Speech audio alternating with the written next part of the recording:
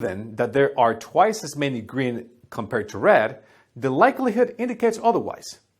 The class membership of X is red, given that there are more red objects in the vicinity of X than green.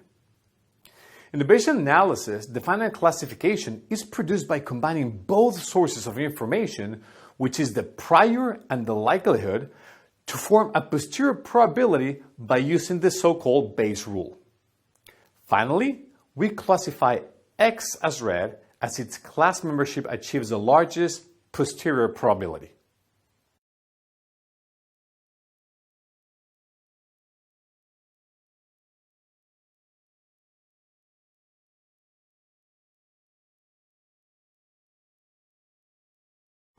Let's move on to the next algorithm, which is k-means clustering.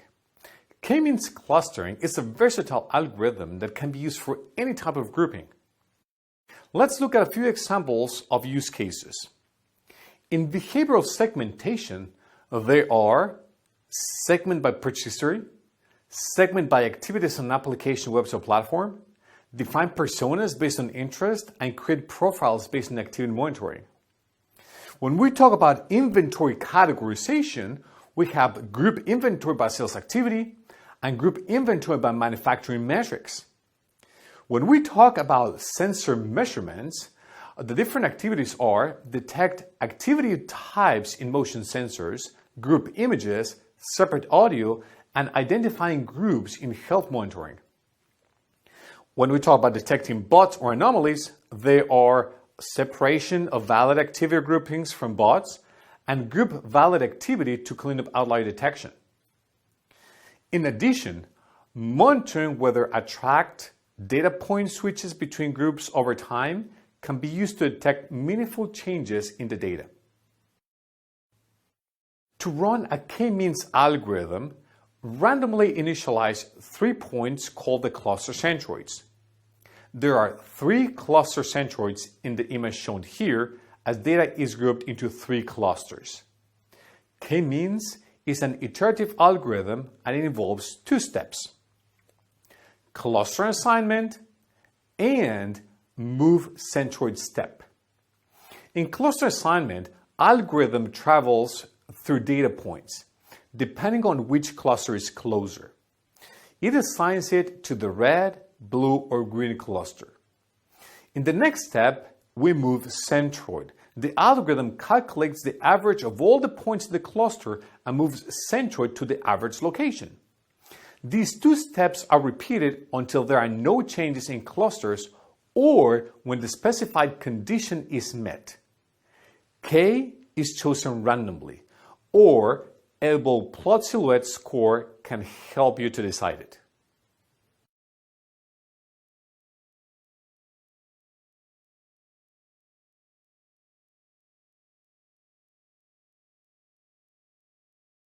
Deep learning.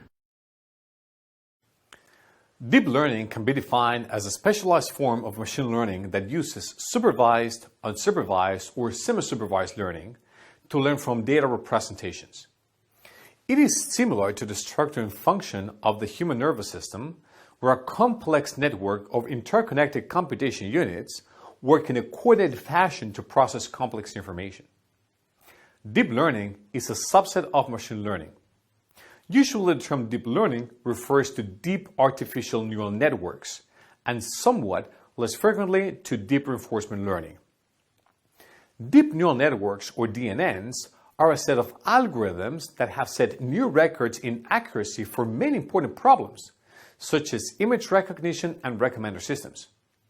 The DNN algorithms are arranged in layers, and they learn patterns from the patterns. DNNs are techniques that mimic the human brain. Our brain consists of around 86 billion interconnected neurons.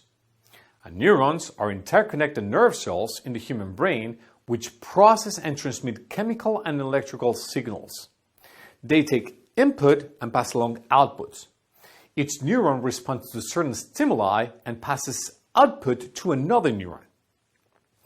A human brain can learn how to identify objects from photos. For example, the human brain uses several neurons to understand and interpret that the animal seen is a dog, with details such as fur, eyes, and tail. Each of these neurons may have a different weightage for the overall image, which depends on the importance of the feature. If all these neurons fire in the same direction, our brain tells us that we saw a dog. Furthermore, neurons also fire up to describe what type of dog it is, such as Doberman or a German Shepherd. Imagine babies who from the time they are born learn to recognize and distinguish between multiple objects like trees, dogs, cats, and bottles. Imagine the number of training examples of each object they must have seen to be able to easily identify them. The same goes for machine learning and definitely for deep learning applications such as facial recognition, image recognition, speech recognition, etc.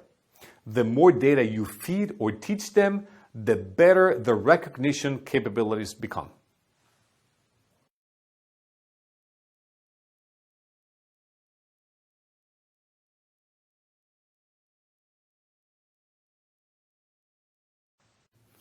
According to Robert Heck Nielsen, artificial neural networks, or ANNs, can be defined as a computing system made up of a number of simple but highly interconnected processing elements that process information by their dynamic response to external inputs. An artificial neuron is a mathematical function conceived as a model of biological neurons, or a neural network. The multiple layers of training are called artificial neural networks, or ANNs. Neural networks are a set of algorithms that are modeled loosely after the human brain and designed to recognize patterns. The patterns they recognize are numerical, containing vectors, into which all real-world data must be translated, like images, sound, text, or time series. They interpret sensory data through a kind of machine perception, labeling, or clustering raw input. Each input is separately weighted, and the sum is passed through a nonlinear function known as activation function or transfer function. Neural networks help us cluster and classify. We can think of them as clustering, classification, layer on top of data you store and manage. They help to group unlabeled data according to similarities among the example inputs, and they classify data when they have a labeled dataset to train on. Neural networks can also extract features that are fed to other algorithms for clustering and classification. So we can think of deep neural networks as components of larger machine learning applications involving algorithms for reinforcement learning, classification, and regression.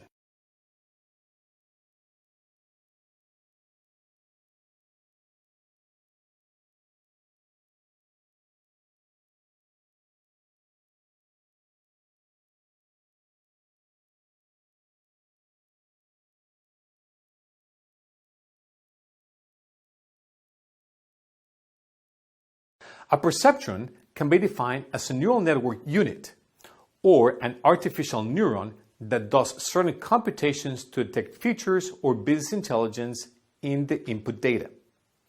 A perceptron is a single neuron model that is a precursor to larger neural networks. It investigates how simple models of biological brains can be used to solve difficult computational tasks like predictive modeling in machine learning. The goal is to develop robust algorithms and data structures that can be used to model difficult problems. A row of neurons is called a layer, and one network can have multiple layers. The architecture of the neurons in the network is often called as network topology. Layers after the input layer are called hidden layers because they are not directly exposed to the input. The simplest network structure is to have a single neuron in the hidden layer that directly outputs the value. The final hidden layer is called the output layer, which is responsible for outputting a value or vector of values that correspond to the format required for the problem.